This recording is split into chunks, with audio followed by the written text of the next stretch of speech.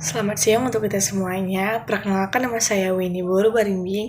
Saya dari kelas B reguler 2022 dengan NIM 3223-1210.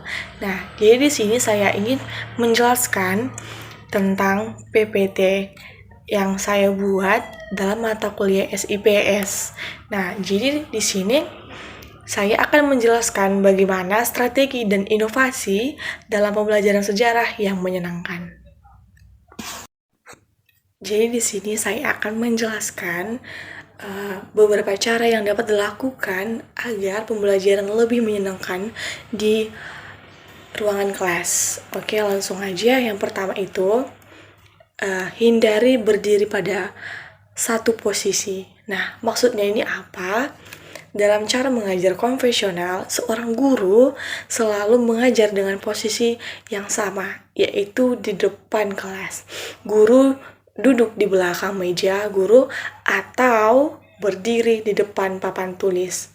Dan guru juga biasanya meminta murid untuk membuka buku mata pelajarannya atau membagikannya dalam bentuk fotokopi materi pembelajaran. Dan kemudian materi tersebut dibahas bersama-sama.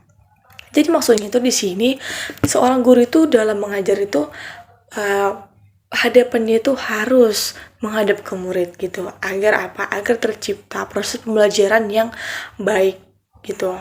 Agar juga komunikasinya itu tercipta dengan baik.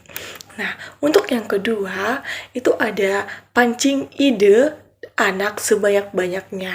Nah, di sini tugas seorang guru itu memancing agar apa? Agar inovasi-inovasi dari seorang peserta didik itu terus dikeluarkan. Nah, jadi di sini dijelaskan bahwa perhatian penuh atau atensi penuh juga bisa didapat dari memancing pendapat, diskusi, atau berdebat argumen. Tidak semua anak bisa mengeluarkan ide atau pendapat mereka. Nah, di sini kita sebagai guru harus percaya pada kemampuan masing-masing anak. Dan di sini seorang guru tugasnya itu untuk memacu agar peserta didik tersebut berani mengeluarkan pendapatnya gitu. Karena seperti yang kita ketahui, ada itu beberapa anak yang kayak malu-malu untuk berbicara, dan ada anak yang belum berbicara aja dia udah tremor gitu kan. Nah, jadi di sini tugas guru itu melatih anak tersebut bagaimana dia biar bisa mengeluarkan pendapatnya. Nah, seperti itu.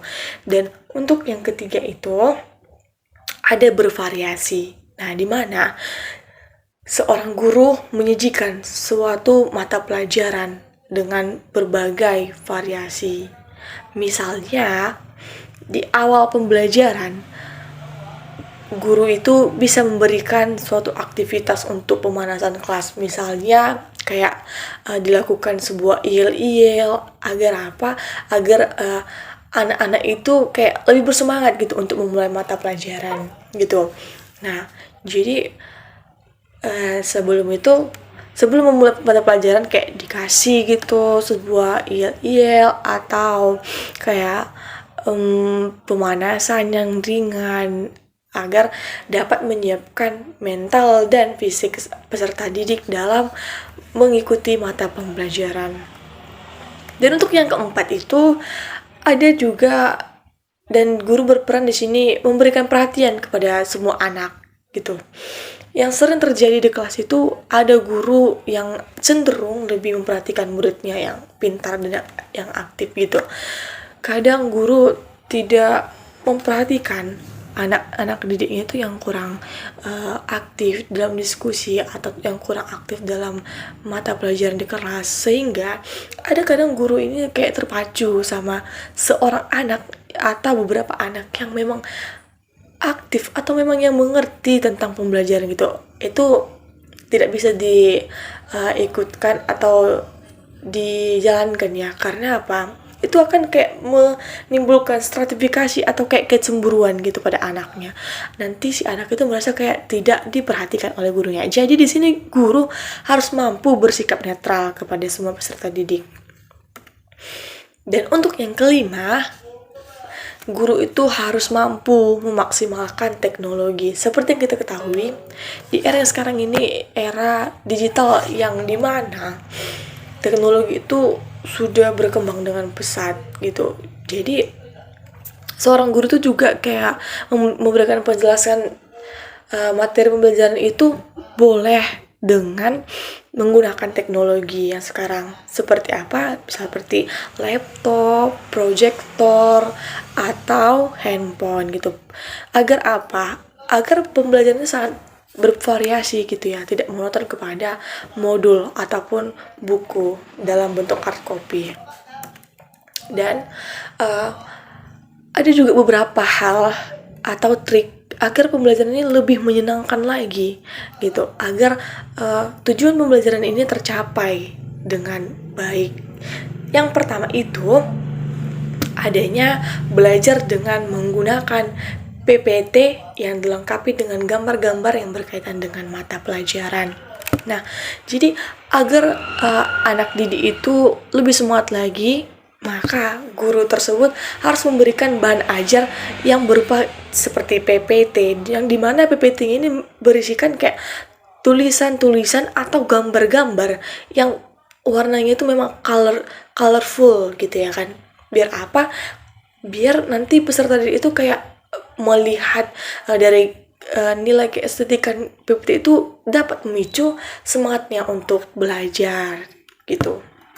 Dan untuk yang kedua itu ada belajar dengan menggunakan video dokumenter.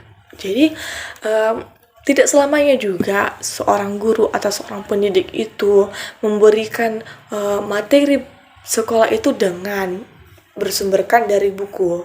Nah, seperti yang kita ketahui sekarang ini teknologi itu sudah berkembang sangat pesat ya kan. Jadi seorang guru itu harus mampu memakai teknologi atau mengendalikan teknologi dan memanfaatkan dengan baik. Kita harus bisa kayak menggunakan laptop ya kan untuk belajar dan mengajar di kelas gitu, agar metode pembelajaran itu tidak monoton hanya dari buku gitu. Dan untuk yang terakhir bisa dilakukan belajar dengan bermain game atau dengan melakukan seperti kuis di dalam mata pelajaran gitu, agar contohnya nih seperti ini ya. Misalnya kalau seorang guru itu memberikan suatu game yang dimana gamenya ini berkaitan dengan mata pelajaran, dan guru tersebut memberikan sebuah reward kepada anak-anak. Nah, hal itu dapat memicu semangat daripada anak-anak tersebut dalam belajar gitu. Jadi peran guru di era teknologi yang sangat maju sekarang ini boleh mengandalkan teknologi yang sudah ada di zaman kita sekarang ini. Nah, jadi demikian penjelasan dari saya. Sekian yang dapat saya jelaskan. Sampai jumpa.